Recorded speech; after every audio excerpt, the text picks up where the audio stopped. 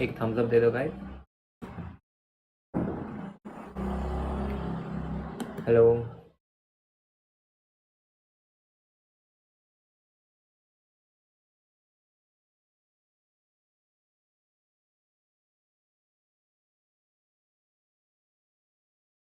Hello hello.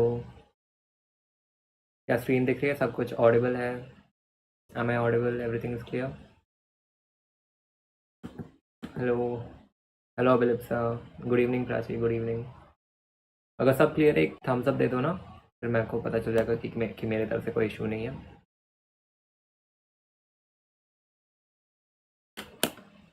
हाय। Hi Abhilipsa. भैया do you follow chess? Chess तो मैं फॉलो तो नहीं करता हूँ, लेकिन हाँ कभी कभी खेल लेता हूँ चेस। कभी कभी छोटे भाई के साथ मन करता है तो चेस खेल लेता हूँ। गुड इवनिंग जागृति। गुड इवनिंग जागृति।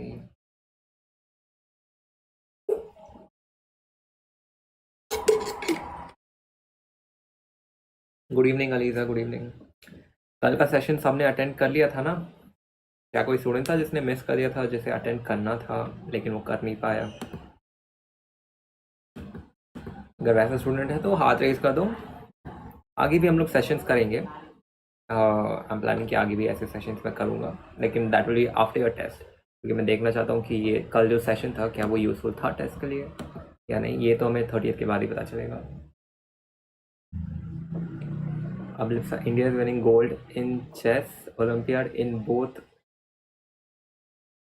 open and women's section for the first time. That's great, Abhilipsa. I didn't know that. Thanks for informing me. That's really great.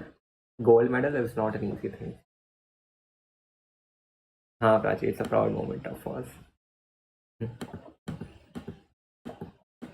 हाँ, कल का सेशन यूजफुल था ना? सबने अटेंड किया? और प्राची का फीलिंग बेटर राइट नाउ ना? कल के सेशन के बाद थोड़ा सा तो एटलीस्ट मोटिवेशन आया होगा आपके अंदर कि हाँ नेक्स्ट टेस्ट में और बेटर करना है। आया ना? ओके, ठीक है। Okay, that's great. तो आज हम लोग एसी ख़त्म करेंगे, ठीक है? बहुत आई गेस छोटा सा टॉपिक बस बाकी है। प्राची कह रही यस भैया आई फिगर्ड आउट मुझे क्या करना है। That's very good Prachi. अगर आपने फिगर आउट कर लिया है कि आपको क्या करना है, then that's a good thing, follow that, ठीक है? एंड फिर अगर बाद में फिर से कोई भी इशू आया तो वापस गूगल मीट तो हो गई, तो वहाँ पे फिर बता देना, again will find some solution to it, ठीक है? हाय रियाज, हाय। तो फिर आज का क्लास एसी के ऊपर होगा, जो कि हमारा सेकंड क्लास है एसी के ऊपर, ठीक है? और आज ही चैप्टर खत्म कर लेंगे हम लोग, ओके? एंड इसके बाद आपको डीपीपी मिल जाएगी, तो उसके बाद आप क्वेश्चन अटेम्प्ट कर लेना, ठीक है? अगर कुछ क्वेश्चन नहीं बनेंगे तो फिर अभी पैनिक मत करना, ठीक है? Do not panic at all. जो क्वेश्चन प्रैक्टिस क्लास होगा उसको अटेंड कर लेना, उसके बाद हम प्रिटी श्योर सारे डीपीपी के क्वेश्चन तो बन ही जाएंगे, ओके? तो will begin with today's class. तो मैं अपना इंट्रोडक्शन दे देता हूँ। Hello everyone, I am Hitesh Gupta, your physics educatorship batch, जो कि एक कम्प्लीटली फ्री बैच जहाँ पर सिर्फ 3 मंथ्स में हम लोग पूरा सिलेबस कंप्लीट करते हैं। And currently we are done with 1 month and 22 days. तो एम है कि नेक्स्ट मंथ के नेक्स्ट मंथ एंड तक हम लोग पूरा नीट का सिलेबस कंप्लीट कर लेंगे, एंड उसके बाद अच्छे से रिवीजन करेंगे, क्योंकि we have plenty of time left for revision. And उसके बाद जो भी प्रॉब्लम्स होंगे या फिर जो भी वीक कॉन्सेप्ट होंगे या फिर जहाँ पर भी आप गलतियाँ कर रहे हैं उसे हम लोग रेक्टिफाई करेंगे साथ में, ओके? तो शुरू करते हैं आज के क्लास के साथ। I guess everyone has joined the lecture, तो हाँ will begin with today's class guys, okay? तो हमें कंटिन्यू करना है, यहाँ से हमें कंटिन्यू करना है, ओके? ठीक है, ओके। तो आज हम लोग करने वाले सी आर सर्किट, ठीक है? और सी आर सर्किट में एक बार मैं अच्छे से समझा दूंगा, ठीक है? शांति से समझ लेना, ओके? काफ़ी इजी टॉपिक है, क्योंकि हमें circuit with a single capacitor भी पता है, circuit with a single resistor भी पता है, तो फिर ये वाला सर्किट सबसे इजी होगा, ठीक है? तो फिर ध्यान से सुनना मैं क्या क्या बोलूँगा, ओके? तो शुरू करते हैं।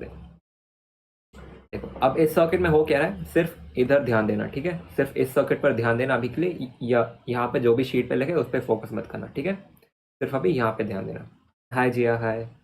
सिर्फ सर्किट पे ध्यान देना है, ओके? तो लेट्स स्टार्ट। अब सर्किट में क्या क्या दिख रहा है हमें? हमारे पास एक एसी सोर्स है, ठीक है? जिसका voltage E is equal to E naught sine omega T है, ओके? ये एक ऑल्टरनेटिंग वोल्टेज है, ठीक है? उसके बाद हमारे पास एक कैपेसिटर है और एक रेसिस्टर है, ठीक है। कैपेसिटर के across voltage is VC and resistor के across voltage is VR, okay, ठीक है। तो अब हो क्या रहा है, एट अ पर्टिकुलर इंस्टेंट मैं कह रहा हूँ कि करंट इस डायरेक्शन में फ्लो हो रहा है, ठीक है। अब हमने प्रीवियस क्लास में ये पढ़ा था कि जब सिर्फ प्योर रेसिस्टर रहता है तो फिर फेज डिफरेंस कितना रहता था, बताओ, फेज डिफरेंस क्या रहता था, अगर रहता था उसका वैल्यू क्या था, इफ अगर मेरे सर्किट में सिर्फ एक रेसिस्टर और एसी सोर्स रहता, अगर मेरा सर्किट कुछ ऐसा रहता which is a pure resistor circuit, तो फिर क्या फेज डिफरेंस रहता था, बताओ मुझे। हाँ बिल्कुल नहीं रहता था, फेज डिफरेंस वॉज जीरो। हम लोग कहते थे कि voltage and current are along the same phase, ठीक है। लेकिन जब मेरे पास एक प्योर कैपेसिटिव सर्किट था जिसमें बस एक कैपेसिटर था और एक एसी सोर्स था, वहां पे क्या हम लोग कहते थे कि फेज डिफरेंस रहता है, अगर कहते थे तो which one was leading and which one was lagging, बता दो। प्योर कैपेसिटिव सर्किट में क्या लीड कर रहा था, अगर फेज डिफरेंस है, अगर फेज डिफरेंस नहीं है तो वो भी बताओ। देखना चाहता हूँ कितने स्टूडेंट्स को याद है कि लास्ट क्लास में हमने क्या क्या किया था।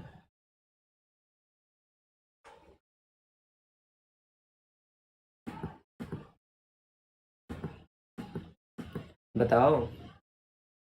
ओके, अब लिप्सा कह रहे कि current leads by 90 degree, okay, EMF lags, ठीक है। बाकी स्टूडेंट्स आपको क्या लगता है। प्राची भी कह रही है यस रहता था, current was leading by 90 degree. हाँ प्राची, हाँ बिल्कुल सही। जब प्योर कैपेसिटिव सर्किट था तब current was leading by 90 degree का फेज एंगल, या फिर कह सकते हैं कि EMF was lagging behind by 90, ठीक है। लेकिन जब प्योर रेसिस्टिव सर्किट था वहां पे क्या था सीन, वहां पे ये हो रहा था कि करंट और ईएमएफ दोनों पैरेलल चल रहे थे, फेज डिफरेंस था ही नहीं दोनों के बीच में। लेकिन अब इस सर्किट में क्या हो रहा है, हमारे पास एक कैपेसिटर है और एक रेसिस्टर भी है, यानी कि एक जगह से वो लीड करने की कोशिश कर रहा है और एक जगह से वो लैग करने की कोशिश कर रहा है, तो फिर लीड और लैग के बीच में वो कहीं बीच में अटक जा रहा है, तो फिर वो वैल्यू के उसे हम लोग कैलकुलेट करेंगे, ठीक है। अब ध्यान से देखो, प्रीवियस क्लास में हमने ग्राफ बनाना भी सीखा था which was along the axis. अगर मैं एक्स एक्सिस पर अपने करंट को ले लूंगा, ठीक है, विच इज यहाँ पर अगर मैं कह रहा हूँ कि करंट यहाँ पे इस एक्सिस के अलॉन्ग है, ठीक है, और नीचे एक एक्सिस बना दिया मैंने और ऊपर एक एक्सिस बना दिया, ठीक है। लेट्स से कि एक्स एक्सिस के along this is voltage across the resistor V R, ठीक है। क्यों, क्योंकि अगर करंट एक्स एक्सिस के अलॉन्ग है तो फिर हमें पता है कि करंट और वोल्टेज अक्रॉस द रेसिस्टर में कोई भी फेज डिफरेंस नहीं रहता है, तो current and voltage will be along the same axis. अब अगर मुझे वी सी ड्रॉ करना है which is voltage across the capacitor, तो फिर वो मैं किस एक्सिस पर ड्रॉ करूंगा, क्या मैं पॉजिटिव वाई पर ड्रॉ करूंगा या मैं नेगेटिव वाई पर ड्रॉ करूंगा, वो मुझे बताओ।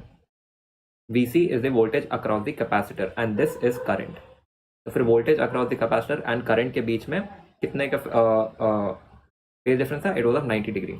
तो फिर मैं क्या, मैं पीछे जाऊंगा या आगे जाऊंगा, ये मुझे बताओ, क्या मैं पॉजिटिव वाई पे ड्रॉ करूंगा या फिर मैं नेगेटिव वाई पे ड्रॉ करूंगा VC को। हाँ हाँ बिल्कुल सर, इट वाज 90 डिग्री, लेकिन क्या मैं पॉजिटिव वाई पे ड्रॉ करूंगा या नेगेटिव वाई पे।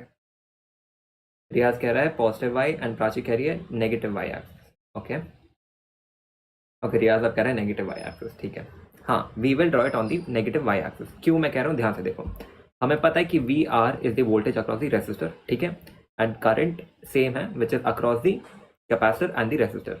Let's say I R is the current across the resistor. हमें पता है कि इन दोनों के बीच में फेज डिफरेंस जीरो है, यानी कि जिस भी डायरेक्शन में करंट होगा उसी डायरेक्शन के अलॉन्ग हमारा वोल्टेज अक्रॉस द रेसिस्टर होगा। तो फिर मैंने करंट को अज्यूम किया एक्स एक्सिस पर और मेरा वी आर भी आ जाएगा एक्स एक्सिस पर, ठीक है। अब मुझे पता है कि V C is the voltage across the capacitor and I is the same current in the circuit. मुझे पता है कि voltage across the capacitor and current के बीच में there will be a phase difference of 90 degree, जहाँ पे current will lead by 90 degree, या मैं कह सकता हूँ कि voltage across the capacitor will lag by 90 degree, यानी कि अगर करंट यहाँ पे तो मुझे 90 डिग्री पीछे जाना पड़ेगा वोल्टेज ड्रॉ करने के लिए अक्रॉस द कैपेसिटर ओनली। तो फिर यहाँ से 90 डिग्री मैं पीछे जाऊंगा, ठीक है, और यहाँ पे मुझे मिल जाएगा VC, ठीक है। इतना सबको समझ में आ गया तो थम्स अप दे दो, फिर हम लोग आगे बढ़ेंगे, या फिर CC लिख दो, कुछ भी चलेगा। कंफर्मेशन दे दो, फिर हम लोग आगे बढ़ेंगे।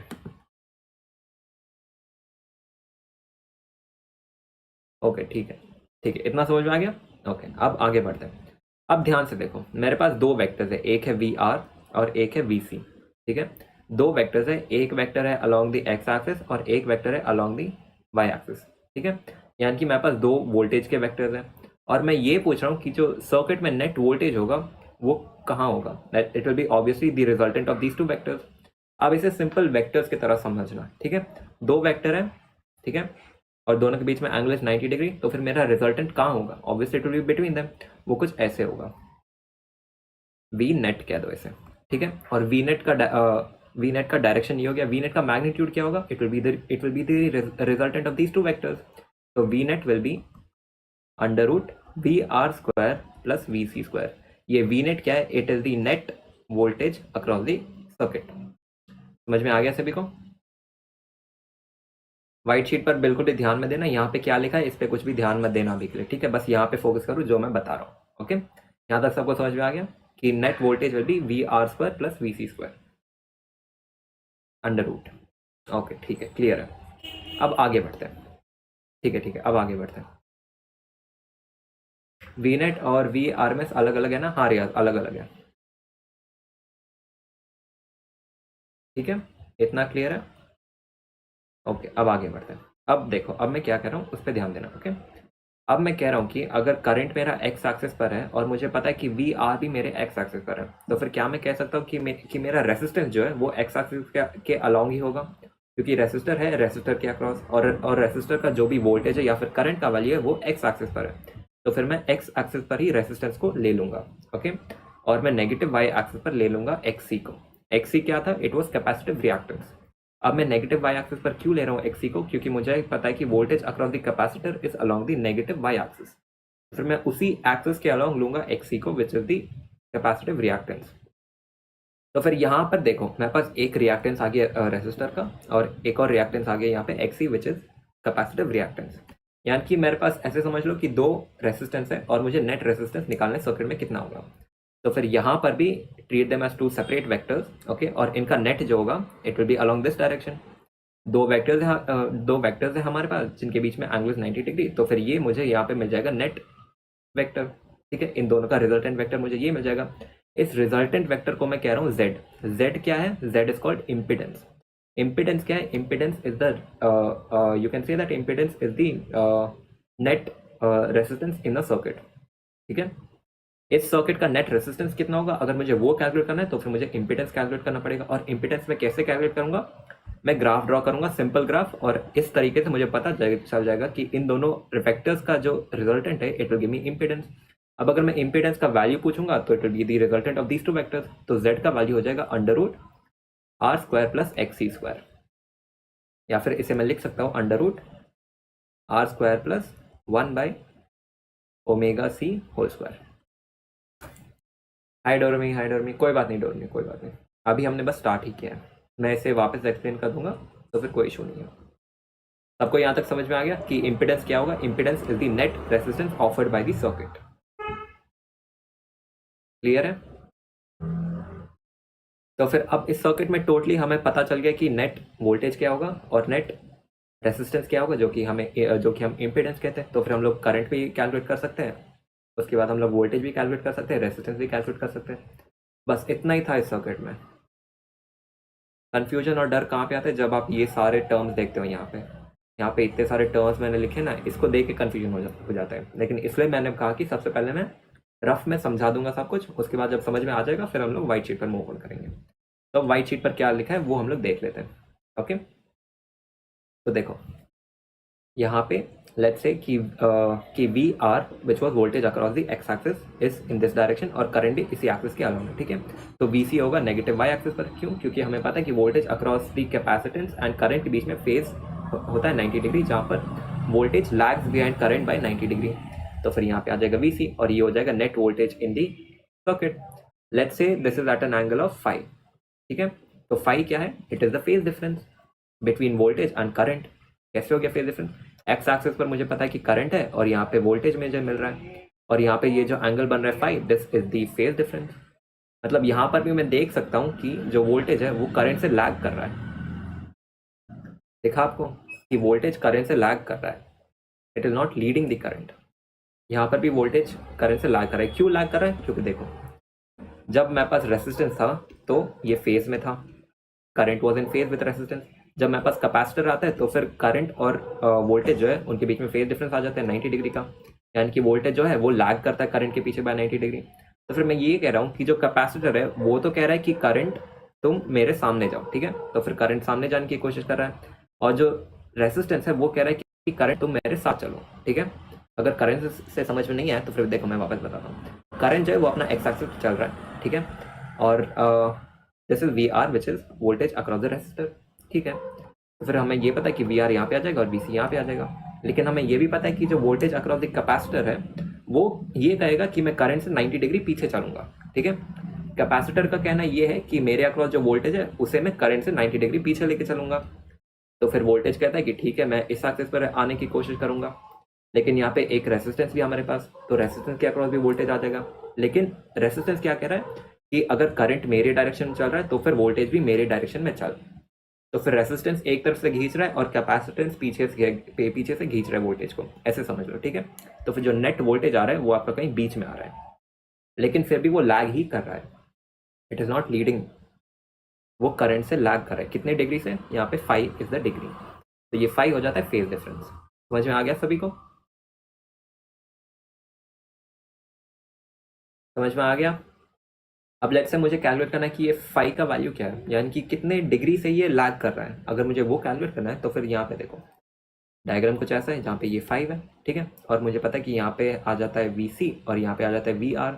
एक और डायग्राम है, मैं ये भी कह सकता हूँ कि यहाँ पे आ जाता है रेसिस्टेंस और यहाँ पे आ जाता है XC। तो फिर यहाँ से अगर मैं लिखूंगा कि tan phi कितना होगा, tan phi क्या होगा, ऑपोजिट बाय बेस। यहाँ से अगर मैं ऑपोजिट लिखूँ तो वो हो जाएगा XC, बेस हो जाएगा मेरा R। तो XC क्या है, 1/ωc, 1/ωc R। तो फिर यहाँ से फाई क्या होगा, phi will be tan inverse of 1/ωc R, जो कि यहाँ पे मैंने लिखा है। हो गया सॉल्व। फेज डिफरेंस का भी वैल्यू हमें पता चल जाएगा। समझ में आ गया सभी को?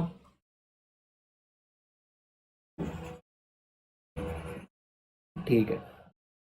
वी नेट क्या होगा, it will B √VC² + VR²। हाँ प्राची, टग ऑफ वॉर जैसा ही है, एक कह रहा है कि मैं इस तरफ खींचूंगा और एक कह रहा है कि मैं इस तरफ खींचूंगा, तो फिर वोल्टेज जो है वो कहीं बीच में आ जाता है। ना कि मैं कंप्लीटली तेरा साइड लूंगा, ना कि मैं कंप्लीटली तेरा साइड लूंगा, मैं कहीं बीच में आ जाऊंगा, तो वैसे होता है ये। तो वी नेट हो जाएगा √VC² + VR², और Z जो कि इम्पिडेंस है वो हो जाएगा √R² + XC², ठीक है। इसे अगर आप XC को एक्सपैंड कर दोगे तो वो कुछ ऐसा हो जाएगा। और Z को हम लोग क्या कहते हैं, Z को कहते हैं हम लोग impedance. Okay, the effective resistance of the AC circuit is known as impedance, ठीक है। यहाँ से V = √VR² + VC²। VR² क्या होगा, it will be I × R², उसे एक्सपैंड कर लो, VC² को भी एक्सपैंड कर लो, I × XC²। यहाँ से I को बाहर ले लो ब्रैकेट के बाद, तो फ्री हो जाएगा I × √R² + XC²। R² × XC² क्या है, ये इम्पिडेंस है। ये इस पूरे इक्वेशन को देखो, यहाँ पे मैंने लिखा है V = I × इम्पिडेंस। ये क्या V = IR के सिमिलर नहीं है? यहाँ पे R क्या था, रेसिस्टेंस, यहाँ पे Z क्या है, effective resistance of the circuit. यहाँ पे ये मुझे क्या मिल रहा है, this whole thing was Z, और यहाँ पे करंट मिल रहा है, यहाँ पर भी करंट है मेरे पास, यहाँ पे वोल्टेज मिल रहा था, effective voltage in the circuit, यहाँ पर भी effective voltage in the circuit. तो V = IR के फॉर्म में ये आ गया। तो फिर मैं कंक्लूड तो कर सकता हूँ कि जो इम्पिडेंस का वैल्यू है इट इज √R² + XC²। समझ में आ गया सभी को? तो फिर अब अगर मैं इक्वेशन लिखूंगा तो फिर मैं लिखूंगा कि current, instantaneous current which is I = I0 × sin ωt + phi।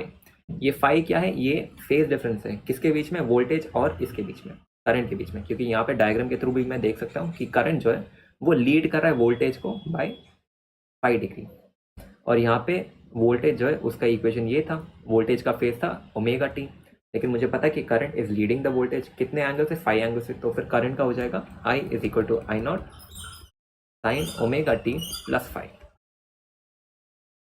सबको समझ में आ गया? किसी को समझ में नहीं आया तो बता दो, मैं वापस एक्सप्लेन कर दूंगा। सबको समझ में आ गया? ओके, CC, ठीक है।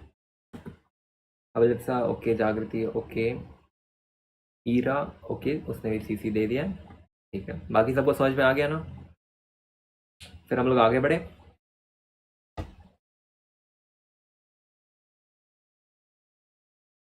प्राची कह रही है वो V = IR वाला थोड़ा रिपीट कर दे। ओके प्राची, देखो मैं क्या कह रहा था कि V नेट जो है it is the net voltage across the circuit, ठीक है। तो यहाँ से देखो V मुझे पता है कि इट इज √VR² + VC², ठीक है। तो VR क्या होगा, it is current, VR is the voltage across the current, sorry, it is the voltage across the resistor. Voltage across the resistor क्या होता है? It is current in the resistor into resistance of the resistor. तो ये हो जाएगा I into are का whole square. VC क्या है? It is voltage across the capacitor, जो कि हो जाएगा current across the capacitor into resistance offered by the capacitor, जो कि होगा XC which is capacitive reactance. ठीक है, तो फिर यहाँ से ये हो जाएगा I into XC whole square.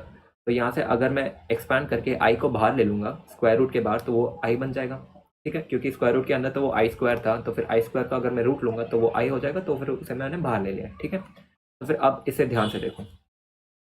इस रिलेशन में क्या आप देख सकते हैं कि V is equal to I into under root R square plus XC square लिखा है मैंने. ठीक है, और इम्पिडेंस का वैल्यू क्या था? Impedance is equal to X axis के अलॉन्ग हमारे पास रेसिस्टेंस था और वाई एक्सिस के अलॉन्ग हमारे पास XC था विच वॉज कैपेसिटिव रिएक्टेंस. फिर मैंने कहा था कि जो इम्पिडेंस होगा जो बीच में आएगा it will be under root R square plus XC square. तो फिर मैं ये तो कह सकता हूँ ना कि ये पूरा value is nothing but value of impedance. तो फिर ये पूरा इक्वेशन मैं वापस लिख सकता हूँ कि V is equal to I into Z. और फिर हमें ये भी पता है कि कोई भी डिवाइस के अक्रॉस जो वोल्टेज होता है it is V is equal to IR. तो फिर यहाँ पे मुझे डिवाइस के अक्रॉस रेसिस्टेंस मिल रहा है. अगर मैं पूरे सर्किट को कंपेयर करूंगा तो मुझे सर्किट का टोटल रेसिस्टेंस मिल जाएगा इम्पिडेंस से. ठीक है, इसलिए जब हम लोग DC सर्किट सॉल्व करते हैं वहाँ पे हम लोग रेसिस्टेंस यूज करते हैं, लेकिन जब हम लोग AC सर्किट की ओर आते हैं हम लोग इम्पिडेंस यूज करते हैं. इम्पिडेंस क्या है? It is almost equal to that of resistance. ठीक है, लेकिन इम्पिडेंस जो है वो नेट रेसिस्टेंस है काफी सारे डिवाइसेस के अक्रॉस जब हम लोग AC सर्किट में डील करते हैं. ओके, क्लियर है? ठीक है, क्लियर है. ओके, ठीक है, फिर आगे बढ़ते हैं. ओके, अब अगर मैं पूछूंगा कि पीक करंट का वैल्यू क्या होगा, तो peak current which is I naught will be equal to peak EMF divided by resistance. लेकिन रेसिस्टेंस मैं यहाँ पे यूज नहीं कर सकता हूँ. क्यों? क्योंकि यहाँ पे दो डिवाइसेस का कॉम्बिनेशन है, तो फिर मुझे इंपिडेंस यूज करना पड़ेगा. तो फिर I naught will be equal to E naught divided by Z. Z क्या है? Z is impedance. तो इंपिडेंस का वैल्यू होगा under root R square plus 1 by omega C whole square. ठीक है, तो this will give me the peak current का value. Okay, आगे बढ़े फिर इनटू LR सर्किट जिसमें हमारे पास एक इंडक्टर रहेगा और एक रेसिस्टर रहेगा. ओके, ठीक है, आगे बढ़ते हैं फिर. Okay, let's move ahead.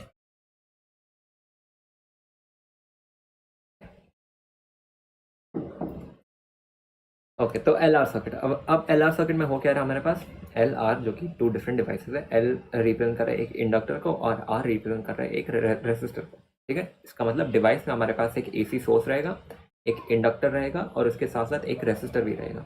Okay, एक सेकेंड गाइस, मैं अपना लैपटॉप चार्ज में लगा देता हूँ. एक सेकेंड होल्ड करना, I will just be right.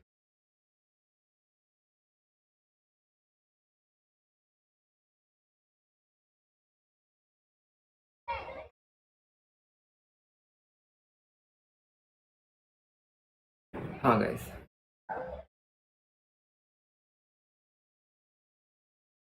Okay, चलो अब आगे बढ़ते हैं टुवर्ड्स आवर LR सर्किट. ठीक है, तो इस सर्किट में मैं देख सकता हूँ कि यहाँ पे मेरे पास एक AC वोल्टेज है जिसका E is equal to E naught sine omega T. ठीक है, और यहाँ पे मेरे पास एक इंडक्टर है जिसके अक्रॉस वोल्टेज इज VL. ठीक है, और मेरे पास एक रेसिस्टर है जिसके across voltage is VR. Okay, अब मैं जो समझाऊंगा उस पर ध्यान देना. यहाँ पे जो भी लिखा है इस वाइट शीट पर उस पर ध्यान मत देना. ओके, तो अब देखो, अब मैं कह रहा हूँ इसके पहले मुझे ये बता दो कि करंट और वोल्टेज अक्रॉस एन इंडक्टर के बीच में क्या फेज डिफरेंस था. अगर फेज डिफरेंस था तो कितने का फेज डिफरेंस था और कौन लीड कर रहा था ये भी बता दो. इंडक्टर और करंट के बीच में जब प्योरली इंडक्टिव सर्किट था जहाँ पे हमारे पास एक AC सोर्स था और एक इंडक्टर था,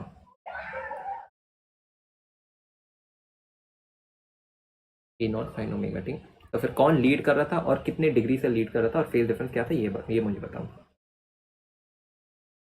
ओके, अब लिप्सा कह रही है कि EMF was leading by 90 degree. Prachi भी कह रही है yes EMF was leading by 90 degree. Okay, बाकी किसी को कुछ कहना है?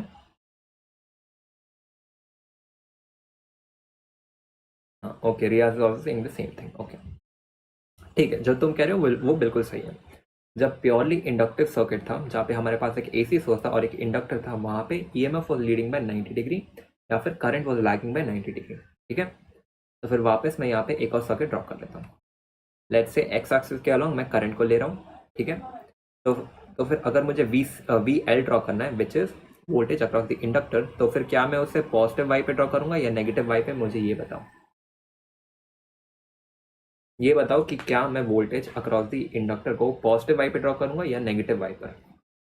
जो मैंने लिखा है वाइट शीट पर उस पर ध्यान मत दो, जो मैं पूछ रहा हूँ उसे सुन के आंसर देना। ठीक है, ओके प्राचीन, रियाज पॉजिटिव वाई पर, बिल्कुल सही, क्योंकि मुझे पता है कि voltage leads the current by 90 degree in case of inductor. तो फिर अगर मैं इंडक्टर को ध्यान में रख के सॉल्व कर रहा हूँ इस सर्किट को, तो फिर मुझे पता है कि वी एल वो पॉजिटिव वाई पर होगा। ठीक है, और अगर मेरा करंट एक्स एक्सिस के अलॉन्ग है, तो फिर क्या मैं कह सकता हूँ कि we are which is voltage across the resistor will be across X axis. हाँ डोर में it will be along the positive axis. तो फिर यहाँ पर आ जाएगा वी आर, जो कि बिल्कुल सही है। अगर करंट मेरा एक्स एक्सिस के अलॉन्ग है, तो फिर मेरा वोल्टेज अक्रॉस द रेजिस्टर भी एक्स एक्सिस के अलॉन्ग होगा। ठीक है, तो फिर मुझे मिल गया पॉजिटिव वाई पर वी एल मिल गया, और पॉजिटिव एक्स पर मुझे वी आर मिल गया। तो फिर अब मुझे अगर नेट वोल्टेज निकालना है इस सर्किट का, क्या होगा, तो वो क्या होगा, यहाँ पे मेरे पास दो वेक्टर्स हैं। ठीक है, और फिर मुझे बस इन दोनों का रिजल्टेंट अगर मैं ले लूंगा, तो फिर मुझे पता चल जाएगा कि सर्किट में क्या होगा वोल्टेज का वैल्यू। तो फिर ये हो जाएगा वी नेट, और वी नेट का वैल्यू क्या होगा, it will be under root V R square plus V L square. सही है, सबको समझ में आ गया। V net will be under root V R square plus V L square. कोई इशू, सबको समझ में आ गया ना। अगर किसी को भी कहीं पर भी समझ में नहीं आ रहा है, तो फिर ओपनली डाउट पूछ लो। ठीक है, डरो मत। ओके, ठीक है, तो फिर अब हमें वोल्टेज का तो पता है कि it is somewhere along this axis. अगर ये मेरा वी एल है और ये मेरा वी आर है, तो फिर हमारा वी नेट जो है वो ऐसे होगा। ठीक है, और करंट अगर मेरा एक्स एक्सिस पर है, तो फिर मैं कह सकता हूँ कि वोल्टेज जो है वो लीड कर रहा है। कितने एंगल से, लेट्स से 5 एंगल से वो लीड कर रहा है। तो फिर अब वापस देखो, इंडक्टर जो है वो कह रहा है कि वोल्टेज तू 90 डिग्री आगे चल करंट से। ठीक है, लेकिन जो रेसिस्टर है वो कह रहा है कि वोल्टेज तू मेरे साथ चल करंट के अलाउंग। तो फिर नेट वोल्टेज जो है वो कह रहा है कि ना तो मैं इंडक्टर के पास जाऊंगा, ना ही मैं रेसिस्टर के पास जाऊंगा, मैं कहीं बीच में आ जाता हूँ। तो फिर उसका वैल्यू कहीं यहाँ पे बीच में आ जाएगा, वी नेट, जो कि होगा under root V R square plus V R square. ठीक है, and let's say it is at an angle 5। इसका मतलब voltage is leading current by a phase degree of 5। अब ये 5 का वैल्यू क्या है वो तो मुझे कैलकुलेट करना पड़ेगा। वापस से अप्लाई करो, यहाँ से लिखो tan five is equal to opposite by base. यहाँ का ऑपोजिट क्या होगा, it will be V L. यहाँ का बेस क्या होगा, वी आर। ठीक है, तो यहाँ से 5 will be equal to tan inverse of V L divided by V R. अगर मेरे पास वी एल और वी आर का वैल्यू है, तो फिर मैं 5 को कैलकुलेट कर सकता हूँ, विच is the phase difference between voltage and current. अब ऐसे ही अगर मुझे रेसिस्टेंस और दूसरे के साथ अगर मुझे सॉल्व करना है, तो फिर मैं कैसे करूँगा, देखो मैं बताता हूँ। मुझे पता है कि करंट एक्स एक्सिस के अलॉन्ग है, तो फिर रेसिस्टेंस भी एक्स एक्सिस के अलॉन्ग होगा। ठीक है, अब सिंस यहाँ पे इंडक्टर है, तो फिर यहाँ पे क्या आएगा, इंडक्टिव रिएक्टेंस, जो कि था एक्सएल, और एक्सएल जो है it will be along the positive Y axis. क्यों, क्योंकि मुझे पता है कि जो वी एल था it was along the positive Y axis, तो फिर एक्सएल भी will be along the positive Y axis, और मेरा पॉजिटिव एक्स एक्सिस के अलॉन्ग होगा रेसिस्टेंस। यानी कि मेरे पास दो इफेक्टिव रेसिस्टेंस है, यानी कि रेसिस्टेंस की वैल्यू है, जो कि एक है XL which is the inductive reactance, और एक है resistance which is across the resistor. तो फिर जो नेट इफेक्टिव रेसिस्टेंस मुझे मिलेगा सर्किट के across, that will be Z. Z क्या है, Z is again impedance. Impedance for the effective value of resistance in an AC circuit. तो impedance का वैल्यू क्या होगा, it will be under root R square plus XL square, जो कि हो जाएगा under root R square plus omega L whole square. सबको समझ में आ गया, समझ में आ गया तो थम्स अप दे दो, फिर आगे बढ़ेंगे। तो इम्पीडेंस का वैल्यू हो जाएगा under root R square plus under root XL square. Clear है, ठीक है, ठीक है, ओके ओके, ठीक है। तो फिर इस सर्किट में क्या मैं कंक्लूड कर सकता हूँ कि voltage leads the current by a phase angle of 5। ठीक है, और मैं 5 कैलकुलेट कर सकता हूँ using either the voltage value और either using the resistance value. ठीक है, तो आप देख रहे थे कि मैंने क्या क्या लिखा था, अगर कुछ मिस हो गया तो फिर वो मैंने वाइट शीट पर लिख लिया था, उसे भी हम लोग कवर अप कर लेते हैं। तो फिर देखो, यहाँ से अगर हम लोग वी का वैल्यू निकालेंगे, तो V is equal to under root V R square plus V R square. ठीक है, तो वी आर को अगर हम लोग एक्सपैंड कर देंगे, तो it will be I into R whole square, और वी एल हो जाएगा I into XL whole square. ठीक है, तो यहाँ से अगर हम लोग आई बाहर ले लेंगे ब्रैकेट के साथ, तो वो हो जाएगा V is equal to I into under root R square plus XL square. लेकिन R square plus XL square क्या था, it was impedance of this particular circuit of an L R circuit. यानी कि इस पूरी इक्वेशन को मैं लिख सकता हूँ as V is equal to I into Z, जहाँ पे जेड क्या है, it is the effective resistance in an AC circuit. तो फिर यहाँ से ये हो जाएगा V is equal to I into under root R square plus omega L whole square. अब अगर मैं I को लेफ्ट हैंड साइड लेके आ जाऊंगा तो ये हो जाएगा V by I is equal to R square plus omega L whole square. लेकिन under root omega L whole square क्या, it is nothing but Z क्या था, इट वॉज द इम्पिडेंस एक तरीके से रेसिस्टेंस ही है। तो फिर रेसिस्टेंस हमें पता है कि R is equal to V by I. अगर वो डीसी सर्किट में, सिंस हम लोग यहाँ पे एसी सर्किट के साथ डील करें तो फिर यहाँ पे इम्पिडेंस आ जाएगा, and impedance will be equal to voltage divided by current. क्योंकि यहाँ पे वापस हमने सॉल्व कर लिया, लेकिन इस बार फॉर्मूला के थ्रू सॉल्व किया, लेकिन जो मैंने ग्राफ के थ्रू बताया that was even more shorter, simpler and easy to understand. इसलिए मैंने कहा था कि सबसे पहले इस शीट पर ध्यान मत देना, क्योंकि यहाँ पे मैंने फॉर्मूला के बेसिस में समझाने की कोशिश की है। ठीक है, आगे बढ़े, सबको समझ में आ गया।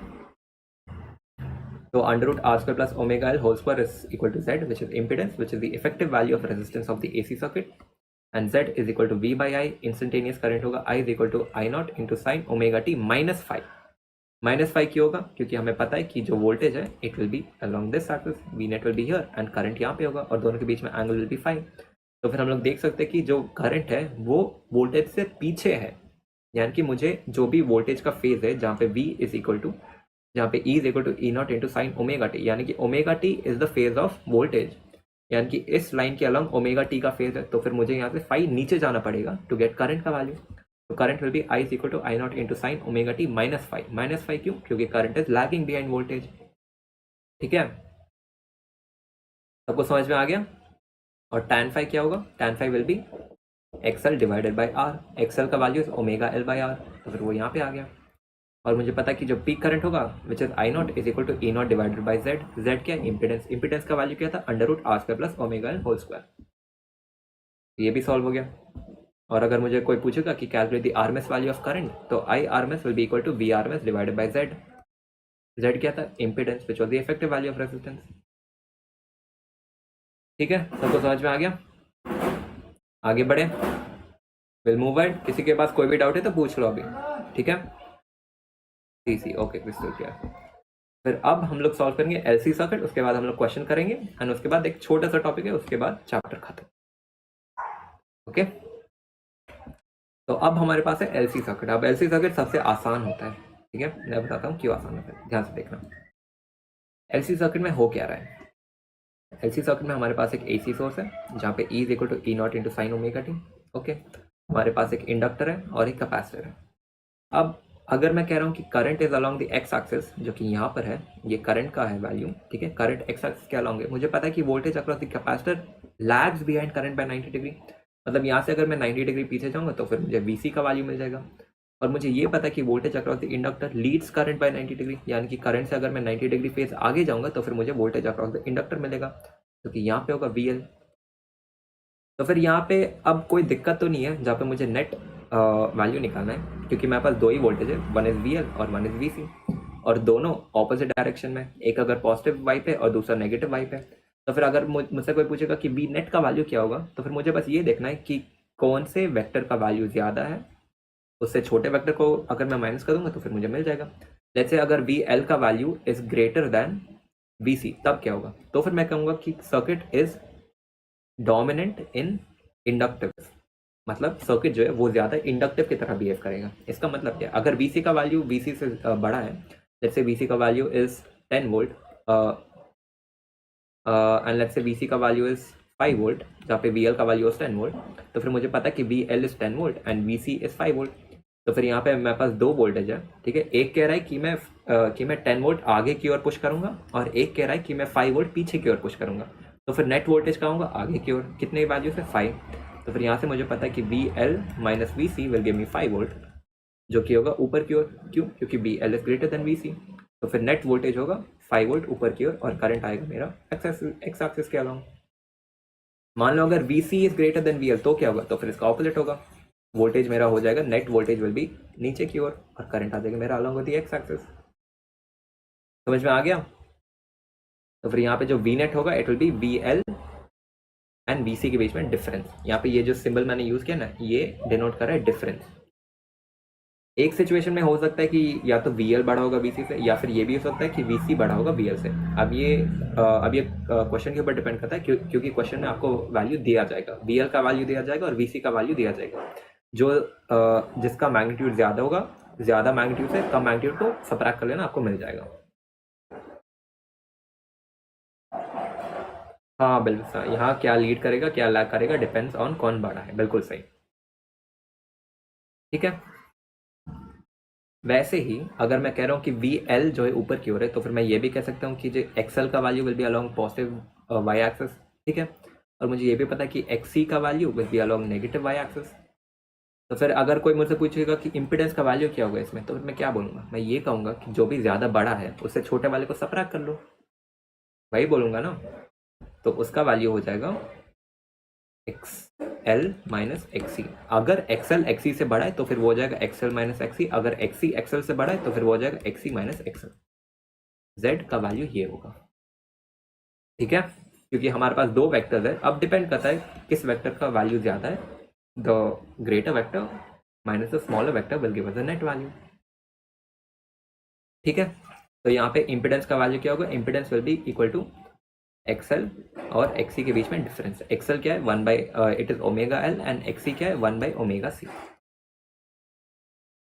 ठीक है, तो करंट का अगर कोई भी इंस्टेंटेनियस वैल्यू पूछेगा तो current will be equal to I naught into sine omega T plus minus 5/2 यानी कि 90 डिग्री। प्लस माइनस क्यों, अब ये डिपेंड करता है, अगर V L is greater than V C then current का value will be minus 90 degree. अगर V C is greater than V L तो फिर करंट का value will be sine omega T plus 90 degree. ठीक है ना, इसलिए मैंने यहाँ पे प्लस माइनस 90 लिखा है। ओके, सबको समझ में आ गया। अभी क्वेश्चन की ओर बढ़े। अगर कोई मुझसे पूछेगा कि पीक वैल्यू ऑफ करंट क्या होगा, तो फिर I naught will be equal to E naught divided by Z. Impedance का वैल्यू क्या है, इट इज ओमेगा एल और 1 बाई ओमेगा सी का डिफरेंस विच इज एक्सएल और एक्सी के बीच में difference. Inductive reactance and inductive capacitance के बीच में जो भी डिफरेंस होगा that will give me impedance का वैल्यू। समझ में आ गया, कोई इशू कोई दिक्कत कहीं पर भी। आगे बढ़े क्वेश्चन की ओर, क्वेश्चन की ओर बढ़े आगे।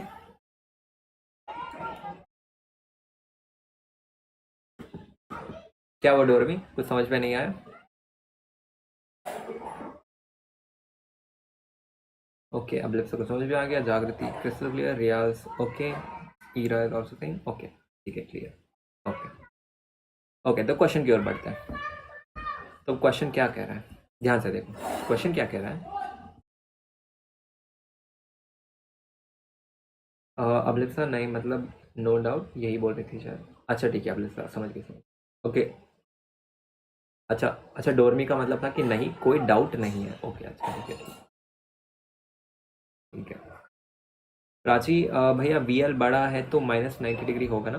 देखो अगर वी एल बड़ा है वी सी से, तो फिर हमें पता है कि नेट वोल्टेज जो है वो it will be along the positive Y axis और current will be along the X axis. तो फिर मुझे पता है ना कि करंट लैग करेगा वोल्टेज से, तो फिर करंट हो जाएगा माइनस 90 डिग्री। हाँ प्राची बिल्कुल सही था जो आपने बोला था। ओके डोरमी समझ गया। तो क्वेश्चन की ओर बढ़ते हैं। तो क्वेश्चन क्या कह रहा है, alternating current of 1.5 milliampere. Underline कर लो, यहाँ पे मिली एम्पियर दिया गया है। क्या ये ऐसा यूनिट में, नहीं, मिली एम्पियर यानी कि 1.5 इंटू 10⁻³ एम्पियर्स। ठीक है, and N angular frequency of 300 radian पर सेकेंड। एंगुलर फ्रीक्वेंसी क्या होता है, ओमेगा का वैल्यू दिया गया है 300 रेडियन पर सेकेंड, जो कि ऐसा यूनिट में। ठीक है, flow through a 10 kilo ohm resistor, यानी कि 10 के ओम, यानी कि 10 इंटू 10⁻³ ओम का रेसिस्टर है हमारे पास। ठीक है, एंड 0.5 माइक्रोफैरेड कैपेसिटर, और कैपेसिटर का वैल्यू दिया गया 0.5 इंटू 10⁻⁶ फैरेड, जो क्या होता है 0.5 माइक्रोफैरेड इन सीरीज। ठीक है, find the RMS voltage across the capacitor and also calculate the impedance of the circuit. अब इस क्वेश्चन को कैसे अप्रोच करूंगा, सबसे पहले जो जो मुझे दिया गया है क्वेश्चन में उसे मैं लिख लूंगा एक छोटे से सेक्शन में। ठीक है, उसके बाद मैं देखूंगा कि क्वेश्चन में क्या पूछा जा रहा है और मैं किससे पहले सॉल्व करूंगा और कैसे अप्रोच करूंगा। तो सबसे पहले लिख लो कि आपको क्या क्या दिया गया है। क्वेश्चन में मुझे करंट का वैल्यू दिया गया which is 1.5 into 10⁻³ ampere. Omega का वैल्यू दिया गया which is 300। Omega is also equal to 2πf, यानी कि 2πf का भी value is equal to 300। Resistance का वैल्यू दिया गया है विच इज 10 इंटू 10⁻³ ओम या फिर 10⁻⁴ ओम।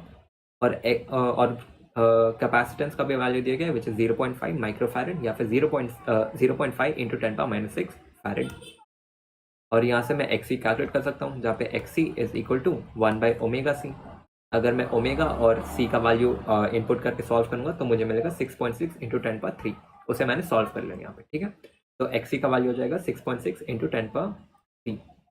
ओके, आगे बढ़े। यहाँ तक सब कुछ सॉर्टेड है। ये सारी चीज़ें मुझे क्वेश्चन से ही मिल गया है, बस मुझे एक्सी कैलकुलेट करना था, जिसे मैंने कैलकुलेट कर लिया है इन वैल्यूज़ के हेल्प से। ओमेगा और सी के हेल्प से मैंने कैलकुलेट कर लिया। एक्सी का वैल्यू क्या होगा, it will B 6.6 into 10⁻3। Okay, ठीक है। अब क्वेश्चन में पूछा ये जा रहा है, सबसे पहले मुझे RMS value of voltage calculate करना है, उसके साथ साथ मुझे इंपिडेंस कैलकुलेट करना है। अब सर्किट में मेरे पास एक रेसिस्टर है और एक कैपेसिटर है, यानी कि एक्सी मैंने कैलकुलेट कर ही लिया है और आर का भी वैल्यू मुझे दिया ही गया है, यानी कि मैं आसानी से इंपिडेंस कैलकुलेट कर सकता हूँ। इंपिडेंस क्या होगा, Z will be equal to √XC² plus R²। R का वैल्यू मेरे पास है, एक्सी का भी वैल्यू मेरे पास है, तो फिर कैलकुलेट कर लेते हैं इंपिडेंस क्या होगा। देखो इंपिडेंस क्या होगा, impedance will be equal to √XC² plus R²। तो XC² का वैल्यू होगा 6.6 इंटू 10⁻3 का whole square which is 43.56 into 10⁻6, और R² का वैल्यू होगा 10⁻4 का whole square which is nothing but 10⁸, जिसे हम लोग लिख सकते हैं 100 इंटू 10⁻6, ठीक है। जिसे हमने लिख दिया 100 इंटू 10⁻6। अब 10⁻6 सेम पावर में, और इन दोनों को हम लोग ऐड कर सकते हैं, तो ये हो जाएगा 143.56 इंटू 10⁻6 का होल स्क्वायर, जिसका वैल्यू होगा Z is equal to 11.98 into 10⁻3 which is almost, अगर आप राउंड ऑफ करेंगे तो वो 12 के बराबर ही हो जाएगा, 12 इंटू 10⁻3 ओम। तो इम्पिडेंस का वैल्यू मुझे मिल गया 12 इंटू 10⁻3 ओम, ठीक है। तो अब क्वेश्चन में पूछा गया कि calculate the RMS value of voltage across the capacitor. तो voltage across the capacitor will be VRMS is equal to IRMS into XC। हमें ये पता है कि V is equal to IR ना, लेकिन सिंस हम लोग कैपेसिटर के साथ डील करें तो फिर यहाँ पे R के बदले आ जाएगा XC which is capacitive reactance, और करंट का value will B RMS value of current, ठीक है, और VRMS will be IRMS into current. अब एक चीज जो आपको हमेशा ध्यान रखना है, जब तक क्वेश्चन में स्पेसिफाई नहीं किया गया हो कि ये पीक वैल्यू है तब वो आरएमएस वैल्यू ही रहता है। जैसे अगर इस क्वेश्चन में मुझे करंट का वैल्यू दिया गया 1.5 इंटू 10⁻³ एम्पियर्स, तो क्या ये पीक वैल्यू है, बिल्कुल भी नहीं, ये आरएमएस वैल्यू है। क्वेश्चन में लिखा नहीं रहेगा कि ये आरएमएस वैल्यू है, लेकिन अगर क्वेश्चन में पीक वैल्यू लिखा नहीं है, इसका मतलब यही है कि ये आरएमएस वैल्यू है। कहीं पर भी क्वेश्चन में अगर डायरेक्टली करंट का वैल्यू दिया गया और डायरेक्टली वोल्टेज का वैल्यू दिया गया तो फिर वो आरएमएस वैल्यू है, ठीक है। ओके, तो फिर IRMS का वैल्यू है मेरे पास विच इज 1.5 इंटू 10⁻³ ओके। तो यहाँ से XC का भी वैल्यू मैंने कैलकुलेट कर लिया विच इज 6.6 इंटू 10⁻3। तो फिर यहाँ से ये हो जाएगा 6.6 इंटू 10⁻3। अगर मैं दोनों को मल्टीप्लाई करूंगा तो फिर मुझे मिल जाएगा 10 वोल्ट अप्रॉक्सीमेटली। रियाज कह रहे हैं सर यहाँ पे R का वैल्यू दिया है तो हम XC क्यों ले गए। रियाज बिकॉज R यहाँ पे नेट रेसिस्टेंस नहीं है, R is the resistance of the resistor. हमारे पास क्वेश्चन में एक कैपेसिटर है और एक रेसिस्टर भी है, और यहाँ पे एक AC सोर्स है, ठीक है। यहाँ पे R is the value of resistance of the resistor, लेकिन हमें ये नहीं पता कि XC which is resistance of the capacitor क्या है, वो तो हमें कैलकुलेट करना पड़ेगा ना, क्योंकि कैपेसिटर भी एक रेसिस्टेंस ऑफर करेगा जो कि होगा inductive capacitance, sorry it will B it will B capacitive reactance. हाँ प्राची 9.9 आएगा, जैसे मैंने राउंड ऑफ कर दिया टू 10। रियाज समझ में आया। यहाँ पे R जो दिया गया it is value of resistance of the resistor, लेकिन हमें इंपिडेंस कैलकुलेट करना है। क्यों, क्योंकि ये एक AC सर्किट है। हाँ रिया Z नेट होगा, Z नेट भी होगा। Z नेट क्या है, it is nothing but impedance. Impedance क्या था, impedance was √XC² plus R², जिसे हमने यहाँ पे कैलकुलेट किया ना, Z is equal to √XC² plus R²। तो XC का वैल्यू हमने कैलकुलेट कर लिया था विच वॉज 6.6 इंटू 10⁻3, और R का वैल्यू हमें दिया ही था क्वेश्चन में।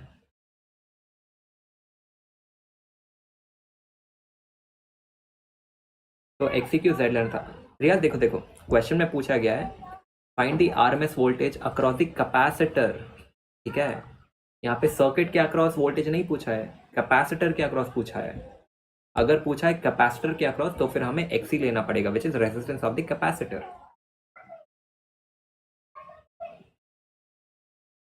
जब हम लोग कैपेसिटर के अक्रॉस वोल्टेज सॉल्व करेंगे तो फिर हम लोग कैपेसिटर का रेसिस्टेंस लेंगे ना, जो कि होगा एक्सी। अगर क्वेश्चन में मैं से पूछा जाता अगर सर्किट का नेट वोल्टेज निकालो तो फिर मैं जेड यूज करता, लेकिन क्वेश्चन में पूछा गया है कि सर्किट की कैपेसिटर के अक्रॉस कैलकुलेट करो, इसलिए मैंने एक्सी यूज किया। ओके गाइस, ठीक है ठीक है ठीक है। इसलिए मैं कहता हूँ ये माइनर पॉइंट्स आते हैं क्वेश्चन में जिस पर ध्यान देना चाहिए, ऐसे ही क्वेश्चन गलत हो जाते हैं, इसलिए मैं कहता हूँ कि अंडरलाइन कर लो जो जो इंपॉर्टेंट पॉइंट्स आपको लग रहे क्वेश्चन में। ओके, सबको समझ में आ गया क्वेश्चन?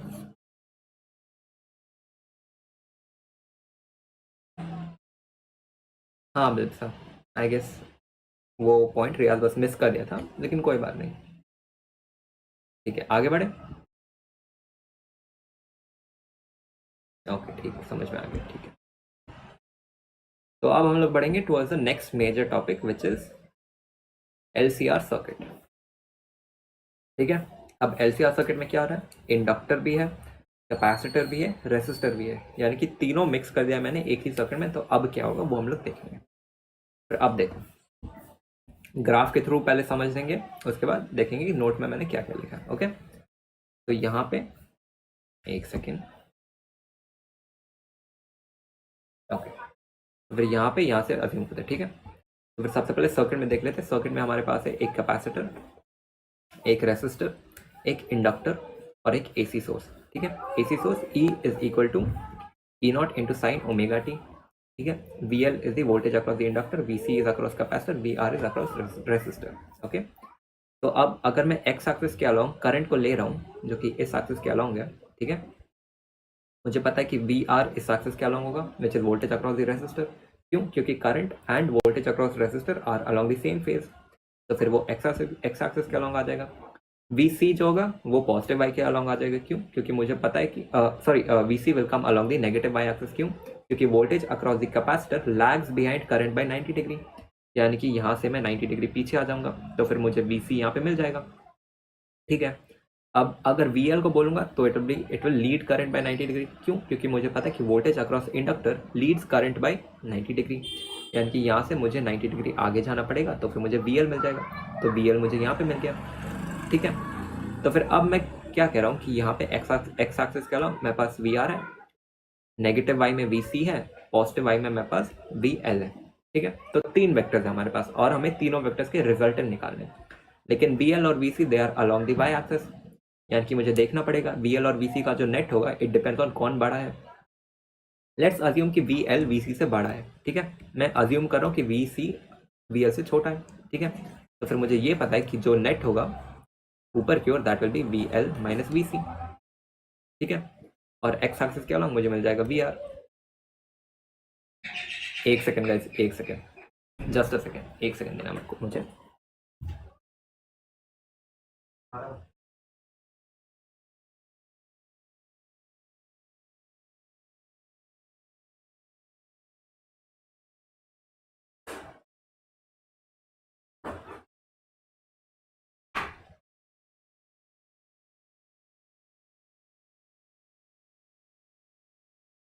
क्लियर है?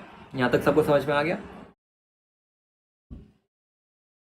मैंने अज्यूम किया कि वी एल वी सी से बड़ा था, तो फिर मुझे ये पता है कि वी एल और वी सी जो कि वाई एक्सिस के अलॉन्ग थे, दोनों का रिजल्टेंट क्या होगा इट डिपेंड्स ऑन कौन बड़ा है। अगर मैं कह रहा हूँ वी एल बड़ा है तो फिर नेट वेक्टर जो है वो ऊपर की ओर आ जाएगा। अब मेरे पास दो वेक्टर्स हैं, एक है पॉजिटिव वाई पे, एक है एक्स एक्सिस के अलॉन्ग, तो फिर इन दोनों का रिजल्टेंट तो मैं निकाल ही सकता हूँ ना। इन दोनों का resultant will be along this axis, जो कि होगा वी नेट। और वी नेट का वैल्यू क्या होगा, it will be v is equal to V L minus V C whole square, क्योंकि ये एक पर्टिकुलर वेक्टर है और दूसरा वेक्टर है मेरा वी आर, तो under root V R whole square. समझ में आ गया सभी को नेट वोल्टेज क्या होगा?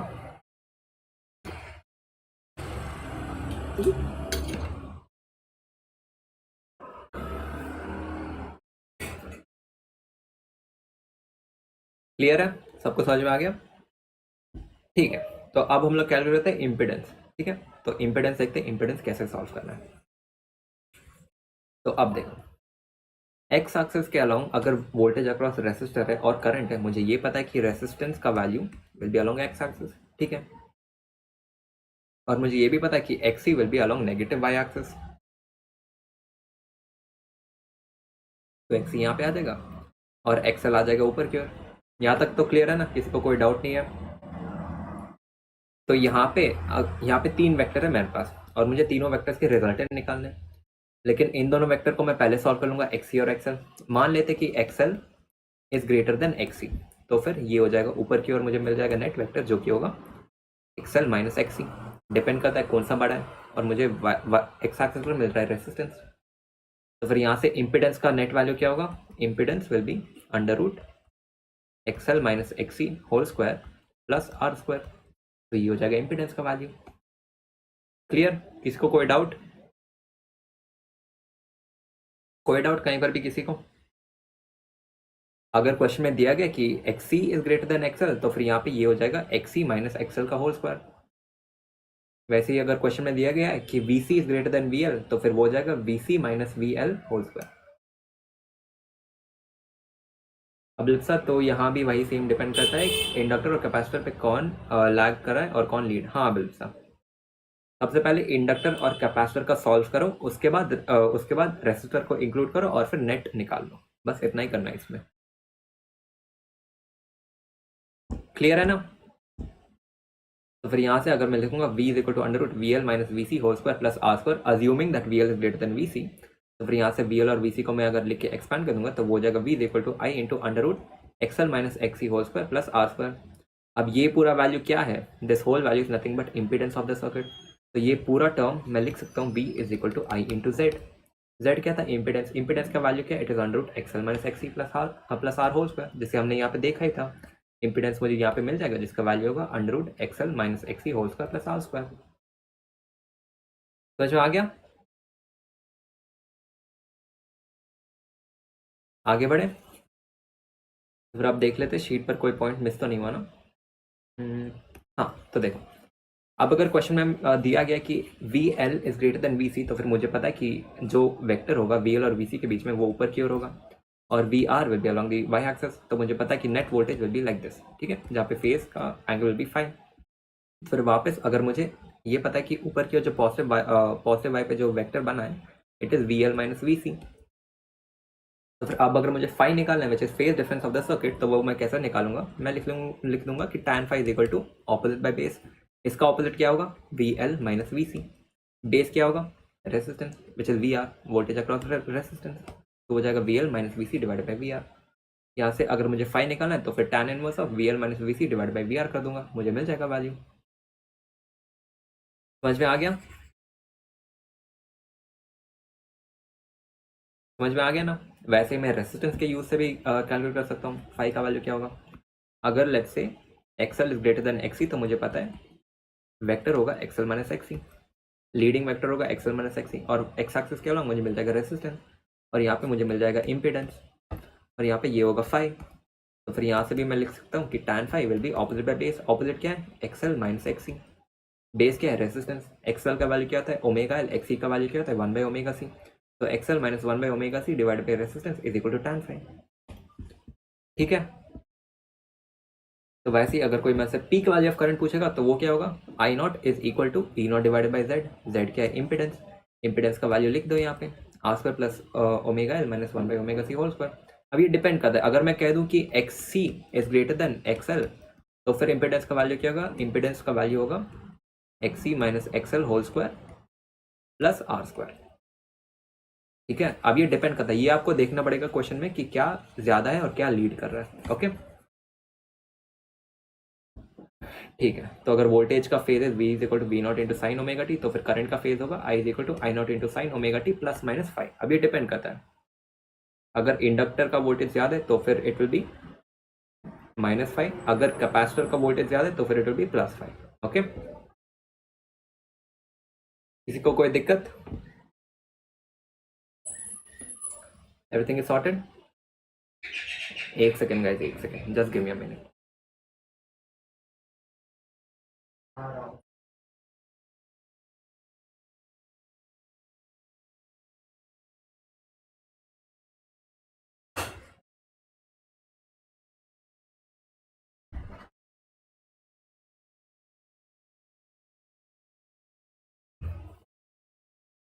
I am really sorry for the disturbance guys. किसी के पास कोई भी डाउट है? क्लियर है ना सब कुछ? कोई इशू तो नहीं? All clear? इम्पिडेंस कैसे कैलकुलेट करना है, पीक वैल्यू ऑफ करंट कैसे कैलकुलेट करना है, पाई कैसे कैलकुलेट करना है। क्वेश्चन में अगर कभी भी समझ में नहीं आए कि फॉर्मूला क्या है, फॉर्मूला को रटो मत, ग्राफ बनाओ, ग्राफ से सॉल्व कर लेना, हो जाएगा। ओके,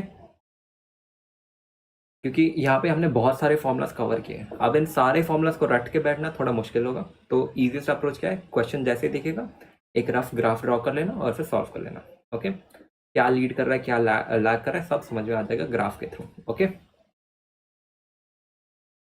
ठीक है, आगे बढ़े। ओके, तो नेक्स्ट टॉपिक क्या है? हाँ, नेक्स्ट इज रेसोनेटिंग फ्रीक्वेंसी। तो रेसोनेटिंग फ्रीक्वेंसी क्या है उससे पहले समझ लेते हैं।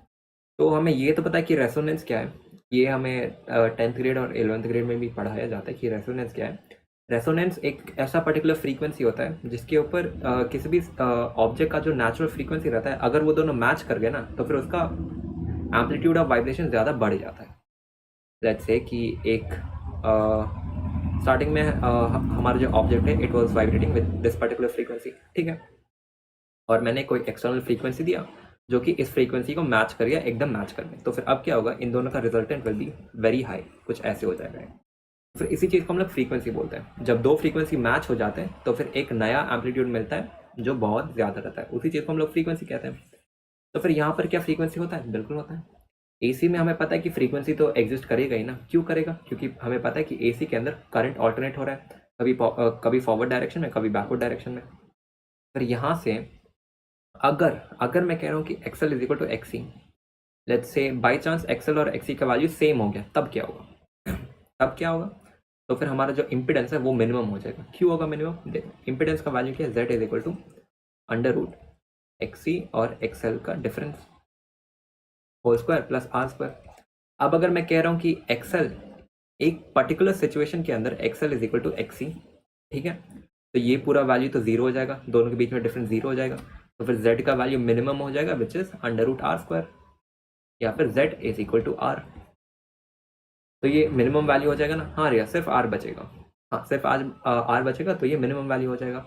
ओके, तो यहाँ से मुझे पता है कि इम्पिडेंस का वैल्यू मिनिमम हो जाएगा which is z minimum is equal to R, तो करंट बिकम्स मैक्सिमम। अब अगर रेसिस्टेंस मिनिमम हो रहा है तो फिर करंट तो मैक्सिमम होगा, ये तो ऑब्वियस सी बात है। क्यों? क्योंकि हमें पता है v is equal to I R और i is equal to v by R. तो अगर रेसिस्टेंस पूरा मिनिमम वैल्यू पर जा रहा है तो फिर करंट हमारा मैक्सिमम वैल्यू पर चल जाएगा, ठीक है। तो X is equal to XL कौन से सिचुएशन के अंदर होगा? अगर मैं कह रहा हूँ कि XL is equal to XC, तो मुझे पता है कि एक्सएल का वैल्यू इज ओमेगा एल और एक्सी का value is 1 by omega C, ठीक है। तो फिर यहाँ से अगर मैं ओमेगा को लेफ्ट हैंड साइड लेके आऊँगा और एल को मैं राइट हैंड साइड लेके आऊँगा, तो ये हो जाएगा omega square is equal to 1 by L C, ठीक है। तो omega is equal to 1 by under root L C, clear है। ओमेगा मुझे पता है कि omega is equal to 2 pi F, तो 2 pi F is equal to under root L C, तो यहाँ से frequency is equal to 1 by 2 pi into under root L C. तो ये हो गया वो पर्टिकुलर फ्रीक्वेंसी जब रेसोनेंस होगा। क्वेश्चन में आपको एक्सी और एक्सएल का वैल्यू दे दिया जाएगा और फिर बोलेगा कि कैलकुलेट दी रेसोनेंट फ्रीक्वेंसी। कैसे कैलकुलेट करेंगे? ऐसे कैलकुलेट करेंगे। क्या आपको ये फॉर्मूला रट के बैठना है? बिल्कुल भी नहीं। आप अगर बस इसे याद रखो ना कि रेसोनेंस पर XL is equal to XC, तो फिर आप ये फॉर्मूला डिराइव कर सकते हो, सीधा आसानी से डिराइव कर सकते हो। एक्सएल का वैल्यू मुझे पता है ओमेगा, एक्सी का वैल्यू पता है 1 बाई ओमेगा सी, तो omega is equal to under root 1 by L C, तो omega is equal to 2 pi F. तो फ्रीक्वेंसी को यहाँ पे रखो, 2 पाई को राइट हैंड साइड लेके आ जाओ, आपको मिल जाएगा frequency is equal to 1 by 2 pi into under root L C. तो ये फ्रीक्वेंसी क्या है? This frequency is the resonating frequency. At this this is the frequency at which impedance is minimum or current is maximum. Okay, ठीक है। तो रेसोनेंट frequency क्या होता है? वो एक ऐसा पर्टिकुलर फ्रीक्वेंसी होता है इन एसी सर्किट जब रेसिस्टेंस जो है वो मिनिमम हो जाता है और करंट जो है वो मैक्सिमम हो जाता है, ठीक है। नेक्स्ट क्या टॉपिक है? ओके हाँ ठीक है, ट्रांसफॉर्मर का टॉपिक है, ठीक है। ट्रांसफॉर्मर वैसे तो प्रीवियस चैप्टर में ही हमें कंप्लीट कर देना चाहता है ईएमआई में, लेकिन मैंने सोचा कि नेक्स्ट चैप्टर में कंप्लीट कर लेते हैं, ठीक है, क्योंकि ये वाला वीडियो काफ़ी शॉर्ट हो जाता अगर ट्रांसफॉर्मर नहीं होता। It's not even been 1 hour since we started और 1 मिनट बचा है 1 आवर कंप्लीट होने के लिए। तो let's move on with power factor का वैल्यू क्या होता है। ओके, तो जब मैंने कहा था कि average value of power P average is equal to V R S into I R S into cos five, तो मैंने कहा था कि ये जो कॉस फाइव है ना, this whole value is termed as power factor. यहाँ पे this whole value is termed as power factor. तो फिर इसे कैसे कैलकुलेट करना है वो देख लेते हैं। तो एक पर्टिकुलर सर्किट में लेट्स से कि z का value is equal to under root R square plus X, इसे हम लोग मान लेते हैं एक्स एल मान, ठीक है। तो फिर मैं ये कह रहा हूँ कि सर्किट कुछ ऐसा है। यहाँ पे दिस इज एक्सएल, ये हो गया रेसिस्टेंस, ठीक है, और ये हो गया इम्पिडेंस का वैल्यू। इम्पिडेंस का वैल्यू क्या होगा, it will be under root XL square plus R square, ठीक है, और ये हो जाएगा 5 विच इज फेज डिफरेंस। तो फिर मैं ये कह रहा हूँ कि जो भी फेज डिफरेंस आ रहा है ना, उसका अगर मैं कॉस ले लूँ तो वो मेरा पावर फैक्टर हो जाएगा। और अगर मुझे पावर फैक्टर मिल गया तो फिर मैं आसानी से कैलकुलेट कर सकता हूँ क्या, एवरेज पावर। यहाँ से अगर मुझे कैलकुलेट करना है कि पावर फैक्टर क्या होता है, तो फिर मुझे इस पर्टिकुलर एंगल का कॉस लेना पड़ेगा। कॉस क्या होता है, बेस डिवाइडेड बाय हाइपोटेन्यूज। तो cos 5 will be equal to nothing but r divided by z।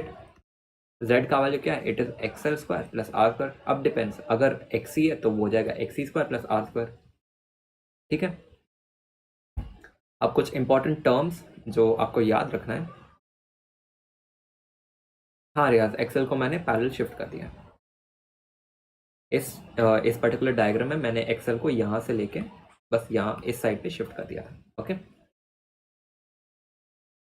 तो अब कुछ इंपॉर्टेंट टर्म्स हैं, ठीक है, जो कि वैसे तो रेड्यूस सिलेबस के अंदर आते हैं, लेकिन कोई रिस्क नहीं लेना है, इसलिए मैं इनका फॉर्मूला लिख दे रहा हूँ यहाँ पे। अगर इस टॉपिक के ऊपर क्वेश्चन आएगा तो it will B direct formula based, ठीक है। तो पहला टर्म क्या है, बैंडविड्थ। बैंडविड्थ क्या होता है, it is R divide by L, resistance divide by value of inductor. Resistance divide by inductance will give me bandwidth, ठीक है। नेक्स्ट क्या है, क्यू फैक्टर। क्यू फैक्टर क्या रहता है, क्यू फैक्टर एक पर्टिकुलर ऐसा फ्रीक्वेंसी है जिसके ऊपर साउंड जो है काफ़ी क्लियर हो जाता है। क्यों, मैं बताता हूँ, देखो। अगर आपके पास एक पुराना कार है, ठीक है, लेट्स से अराउंड 2005 2010 का कोई भी मॉडल ऑफ कार है, तो फिर आपको पता है कि उसके अंदर एक रेडियो सेट रहता है, ठीक है।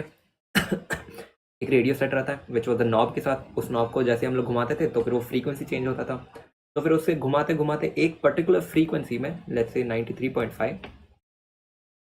93.5 का जो पर्टिकुलर फ्रीक्वेंसी है ना, उस पर्टिकुलर फ्रीक्वेंसी पे साउंड बहुत क्लियर आता था, अच्छे अच्छे गाने सुनाई देते थे। लेकिन अगर मैं 93.56 पर चल जाऊँ ना, तो फिर थोड़ा सा ना कम साउंड क्लियर सुनाई देता था, थोड़ा वो शफल होता था। और रियाज कर रहे हैं बैंडविड्थ के लिए एल ही लेंगे, अगर सी है तो बैंडविड्थ नहीं निकाल सकते, नहीं रियाज, एल ही यूज़ करना पड़ेगा। हाँ अब शार्पनेस इज द वर्ड। इस पर्टिकुलर फ्रीक्वेंसी पर साउंड जो है काफ़ी शार्प सुनाई देता था, लेकिन जैसे मैं 93.6 पर जाता था तो फिर वो थोड़ा शफल हो जाता साउंड। तो फिर वो जो पर्टिकुलर फ्रीक्वेंसी है ना, उस पर्टिकुलर फ्रीक्वेंसी को हम लोग कहते हैं क्यू फैक्टर या फिर क्वालिटी फैक्टर। तो क्यू फैक्टर का फॉर्मूला क्या है, it is 1/r into under root L by C. अगर क्वेश्चन पूछा जाएगा बैंडविड्थ और क्यू फैक्टर से, तो फिर कभी भी वो लोग डेफिनेशन नहीं पूछेंगे, डायरेक्ट फॉर्मूला बेस्ड क्वेश्चन पूछेंगे। तो फिर इन दोनों फॉर्मूला को याद रख लेना। बैंडविड्थ का formula is r by L and Q factor का formula is 1/r into under root L by C, okay. अभी भी 93.5 बढ़िया चलता है। तो लास्ट टॉपिक पर बढ़े, विच इज ट्रांसफॉर्मर, ठीक है, इजी टॉपिक है ये भी। किसी को कोई दिक्कत, अभी तक जितने भी सर्किट्स पढ़े सबको समझ में आ गया, L R circuit, L C circuit, L C R circuit, capacitive circuit, सिर्फ जहाँ पे रेसिस्टर रहता है, pure resistive circuit, pure inductive circuit, कोई इशू तो नहीं है, चैप्टर इजी लग रहा है, कोई दिक्कत तो नहीं है ना। मतलब आई अग्री कि थोड़े ज़्यादा फॉर्मूला है इस चैप्टर में, लेकिन मैंने सिंपल मेथड भी बता दिया कि फॉर्मूला को रटो मत, एक ग्राफ बना दो, उसके बाद फॉर्मूला आपको पता चल जाएगा कि क्या यूज़ करना है।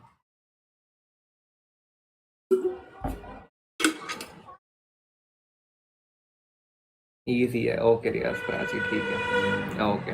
यही कॉन्फिडेंस चाहिए, ठीक है। यही चीज़ अगर आप कोई बड़े कोचिंग इंस्टीट्यूट में जाके पढ़ते तो फिर वहाँ पे वो पूरा फॉर्मूला बेस सॉल्व करवाते, और अगर आप फॉर्मूला देखते तो फिर आप कंफ्यूज हो जाते। थोड़ा बोरिंग है चैप्टर, आई नो, थोड़ा बोरिंग है, इसमें कुछ ज़्यादा इंटरेस्टिंग है नहीं इसी चैप्टर के अंदर, बस कुछ सर्किट्स है उसी को सॉल्व करते रहो, बस यही है इस चैप्टर में, इसी में। लेकिन नेक्स्ट चैप्टर बोरिंग नहीं रहेगा, नेक्स्ट चैप्टर ऑप्टिक्स है, रे ऑप्टिक्स, वहाँ पे अच्छे से ट्विस्टेड क्वेश्चन आएंगे सॉल्व करने के लिए, तो फिर दिमाग यूज़ करना पड़ेगा। ट्विस्टेड क्वेश्चन आएंगे लेकिन ईजी क्वेश्चन आएंगे, ये एक बात है। इजी लग रहा है ना? आगे बढ़े, चलो अब पढ़ते हैं ट्रांसफॉर्मर्स। ठीक है, तो ट्रांसफॉर्मर क्या है, आपके घर के बाहर जाना, ठीक है, जहाँ पर भी वो मेन इलेक्ट्रिसिटी पोल रहेगा ना, वहाँ पे एक बड़ा सा सेटअप रहेगा, वो उसी सेटअप को हम लोग ट्रांसफॉर्मर कहते हैं। अब ट्रांसफॉर्मर करता क्या है, मेन काम क्या है ट्रांसफॉर्मर का? ट्रांसफॉर्मर का मेन काम ये है कि वो एसी करंट को डीसी में कन्वर्ट कर देता है। ठीक है, या फिर आप कह सकते हैं कि एसी वोल्टेज को वो डीसी वोल्टेज में कन्वर्ट कर देता है, बस यही काम है ट्रांसफॉर्मर का। अब ट्रांसफॉर्मर अंदर से दिखता कैसे है, क्योंकि अगर हम लोग बाहर से देखेंगे तो फिर जो बाहर में जो ट्रांसफॉर्मर रहता है वो एक बड़ा बॉक्स की तरह रहता है, ऐसे लाइन्स रहते हैं उस बॉक्स के अंदर, लेकिन हमें ये नहीं पता कि उस बॉक्स के अंदर होता क्या है। तो फिर मैं बताता हूँ, देखो उस बॉक्स के अंदर सर्किट कुछ ऐसा रहता है। यहाँ पे आपके पास एक कॉइल रहता है और एक और कॉइल रहता है। ठीक है, यहाँ पे आपके पास एसी सोर्स रहता है। ठीक है, क्योंकि यहाँ से करंट आता है मेन पावर हाउस से। ठीक है, और यहाँ से जो भी तार निकलता है ये आपके घरों तक जाता है। ओके, तो फिर यहाँ पे एक और हमारे पास कॉइल रहता है। ओके, तो बेसिकली ट्रांसफार्मर के अंदर दो कॉइल रहते हैं हमारे पास, एक को हम लोग कहते हैं इनपुट कॉइल और एक को बोलते हैं आउटपुट कॉइल। ठीक है, यहाँ पे एनपी क्या है, number of turns in the primary coil, and number of NS क्या है, number of turns in the secondary coil. Primary coil क्या है, इट इज द कॉइल जहाँ से एसी सोर्स आ रहा है। ओके, सेकेंडरी कॉइल क्या है, इट इज वहां से जहाँ से डीसी सोर्स निकलने वाला है। ठीक है, आगे बढ़े। ठीक है, तो फिर अब मैं क्या कह रहा हूँ कि जैसे ही एसी सोर्स इसमें आता है ना, एसी सोर्स आता है तो फिर यहाँ पे करंट भी होगा, तो फिर यहाँ से ऐसे करंट फ्लो होगा। ठीक है, तो फिर यहाँ पे एक मैग्नेटिक फील्ड बनेगा। ओके, तो ये मैग्नेटिक फील्ड कंप्लीटली लिंक्ड होगा इस सेकेंडरी कॉइल के साथ। रियलिटी में इतना बड़ा गैप नहीं रहता है, दोनों एकदम सटे हुए रहते हैं, ऐसे यहाँ पे एक कॉइल रहता है और दूसरा कॉइल भी यहाँ पे रहता है, it they are almost close to each other. ठीक है, लेकिन यहाँ पे डायग्राम में मैंने थोड़ा गैप दे दिया है। ठीक है, तो फिर यहाँ पे करंट की वजह से एक मैग्नेटिक फील्ड रहेगा जो कि कंप्लीटली लिंक्ड रहेगा सेकंड कॉइल के मैग्नेटिक फील्ड के साथ। तो फिर यहाँ पे क्या होगा, एक और इंड्यूस ईएमएफ होगा। अब वो इंड्यूस ईएमएफ की वजह से इंड्यूस करंट होगा, तो इंड्यूस करंट ही हमारे घरों तक आता है। ओके, तो अब इसका फॉर्मूला देख लेते हैं कि वो होता क्या। It works on what principle, the basic principle of transformer is based on mutual inductance. ठीक है, यहाँ पे जो मैग्नेटिक फील्ड बन रहा है it is mutually linked with the secondary coil का। ओके, तो आगे बढ़ते हैं। the magnetic flux linkage with the coils is the same। ठीक है, हमें ये पता है कि EP क्या है, it is the voltage across the primary coil. EP क्या होगा, it will be minus NP into D five by D T. D five by D T क्या था, rate of change of magnetic flux with respect to the primary coil. NP क्या है, total number of turns in the primary coil. This is total number of turns Riyaz, not number of turns per unit length. यहाँ पे capital N है, so that is total number of turns. EP क्या होगा, negative NP into D five by D T. वैसे ES क्या होगा, voltage across the secondary coil, जो कि होगा negative NS into D five by D T. ठीक है, तो फिर अब अगर मैं पूछूंगा कि EP डिवाइड बाई ES का वैल्यू क्या होगा, तो फिर हमें ये दोनों वैल्यूज को डिवाइड करना होगा। तो EP बाई ES क्या होगा, it will be negative NP D five by D T divide by negative NS D five by D T. अब D five by D T दोनों सेम होगा, क्यों सेम होगा, क्यों, क्योंकि ये दोनों एकदम करीब में, टोटल लिंकेज है। टोटल लिंकेज है यानी कि D five by D T का वैल्यू भी सेम होगा, rate of change of magnetic flux same होगा। तो फिर यहाँ से ये दोनों कैंसल आउट हो जाएंगे और नेगेटिव नेगेटिव कैंसल आउट हो जाएगा और EP बाई ES का वैल्यू हमें मिल जाएगा NP बाई NS। ठीक है, अब इसी NP बाई NS जो है ना, इसे अगर मैं रिवर्स कर दूँ विच is nothing but ES by EP, इस वैल्यू को हम लोग कहते हैं K। अब K क्या है, इट इज ट्रांसफॉर्मर रेशियो। ठीक है, ES by EP is equal to NS by NP which is equal to K। K क्या होता है, ट्रांसफॉर्मर रेशियो। अब अगर K का वैल्यू इज ग्रेटर देन 1 तो फिर ये एक स्टेप अप ट्रांसफॉर्मर होता है, और अगर K का वैल्यू लेस देन 1 तो फिर ये स्टेप डाउन ट्रांसफॉर्मर होता है। अब स्टेप अप ट्रांसफॉर्मर और स्टेप डाउन ट्रांसफॉर्मर क्या होता है, स्टेप अप ट्रांसफॉर्मर जो इनपुट वोल्टेज है ना, वो उस इनपुट वोल्टेज को बढ़ाकर आउटपुट वोल्टेज में दे देता है। लेट्स से अगर इनपुट वोल्टेज आपका 5 है तो फिर आउटपुट वोल्टेज आपका 7 वोल्ट होगा। ये काम है स्टेप अप ट्रांसफॉर्मर का, ये वोल्टेज को स्टेप अप कर देता है। ठीक है, वैसे ही स्टेप डाउन ट्रांसफॉर्मर क्या करेगा, अगर आपका इनपुट वोल्टेज 5 है तो फिर वो आउटपुट वोल्टेज को 2 वोल्ट कर देगा, यानी कि वोल्टेज को एक स्टेप डाउन कर देगा। ठीक है, तो वैसे ही it depends on value of K क्या है, K is called transformers ratio. अगर K का वैल्यू 1 से ज़्यादा है तो फिर it is a step up transformer, अगर K का वैल्यू 1 से कम है तो it is a step down transformer. Okay, तब हम लोग देखेंगे एफिशिएंसी ऑफ ट्रांसफॉर्मर। एफिशिएंसी क्या होता है, एफिशिएंसी इज नथिंग बट कितने बेहतर तरीके से वो अपना काम कर सकता है, इस पर्टिकुलर चीज़ को हम लोग एफिशिएंसी बोलते हैं। ठीक है, तो एफिशिएंसी ऑफ ट्रांसफॉर्मर जिसे हम लोग नीटा से डिनोट करते हैं, नीटा का सिंबल क्या है, दिस इज नीटा का सिंबल। तो नीटा is equal to output power divided by input into 100। ठीक है, आउटपुट पावर क्या होगा, पावर हमें पता है कि power is equal to voltage into current, तो फिर आउटपुट पावर क्या होगा, output voltage into output current. Input power क्या होगा, input voltage into input current. Output voltage को मैं कह रहा हूँ E S which is the secondary coil का वोल्टेज, आई एस क्या है, current in the secondary coil, E P क्या है, voltage across the primary coil, I P क्या है, voltage I P is current of the primary coil into 100। तो अगर मैं कह रहा हूँ कि मेरा ट्रांसफार्मर आइडियल है, जो कि कभी कुछ भी नहीं होता है, ठीक है, no transformer is 100% ideal transformer, लेकिन मैं अज्यूम कर रहा हूँ कि मेरा ट्रांसफार्मर आइडियल है, मतलब 100% एफिशिएंसी है उसका। अगर उसका एफिशिएंसी 100% है तो फिर एफिशिएंसी का वैल्यू विल बी 1।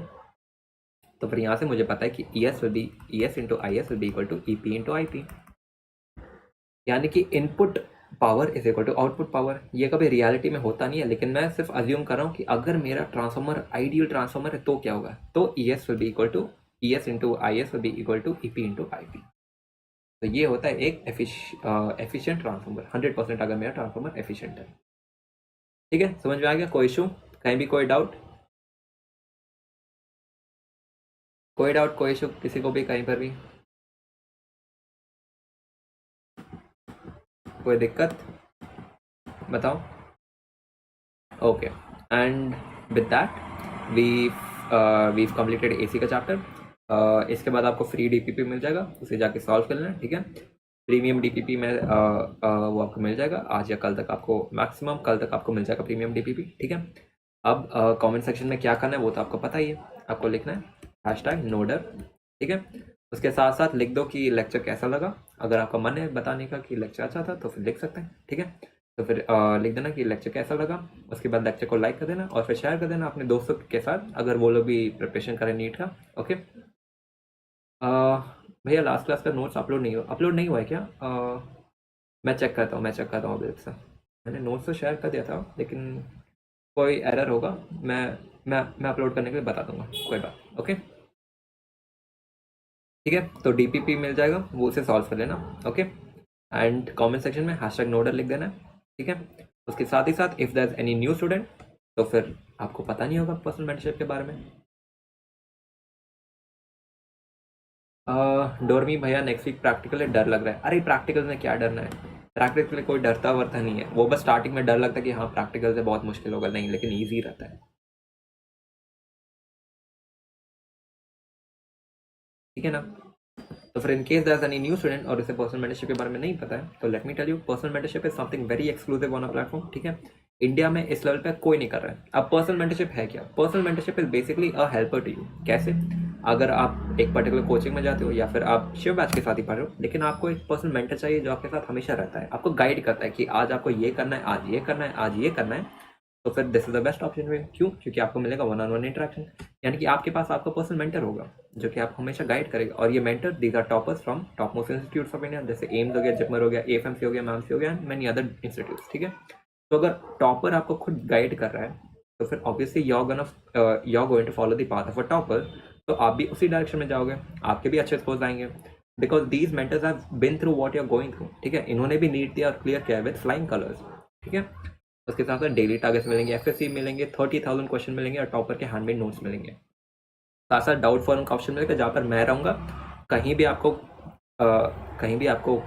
कोई भी पर्टिकुलर क्वेश्चन में डाउट आता है तो फिर सीधा डाउट फोरम में लिख दो, मैं उसका वीडियो सोल्यूशन बना के आपको भेज दूंगा, ठीक है। तो that's it, and this was the paid option which was at a price of 5,000, लेकिन लोगों ने कहा कि काफ़ी महंगा है, तो फिर आदित्य भैया ने प्राइस रिड्यूस कर दिया था टू 3,999। एंड अब अगर आप मेरा कूपन कोड यूज़ करोगे HITSH4, आपको मिलेगा अप टू 1,000 रुपीज़ ऑफ। तो यूज़ कर लो, जितना भी आपको मिल रहा है डिस्काउंट सब यूज़ कर लो, ठीक है। तो कूपन कोड इज HITSH4, आपको मिलेगा अप टू 1,000 रुपीज़ का discount, okay. And that's it, with that we finish today's lecture. तो मिलते हैं अगले लेक्चर में। नेक्स्ट क्लास में हम लोग क्वेश्चन प्रैक्टिस क्लास रहने वाला है एसी का, ठीक है। तो क्वेश्चन अगर आज सॉल्व नहीं हुए डीपीपी के, तो फिर पैनिक मत करना, नेक्स्ट क्लास अटेंड करना विच इज द क्वेश्चन प्रैक्टिस का लेक्चर। उसके बाद हम प्रीटी श्योर क्वेश्चन सॉल्व हो जाएंगे, ओके। मिलते हैं अगले लेक्चर में गाइस, तो will meet again, bye. Comment कर देना #नोडर, और फिर लाइक कर देना, शेयर कर देना, और कमेंट सेक्शन में बता देना कि लेक्चर कैसा लगा, अपने दोस्तों को भी शेयर कर देना अगर वो भी प्रिपरेशन करें, ठीक है। तो मिलते हैं अगले लेक्चर में गाइस, बाय।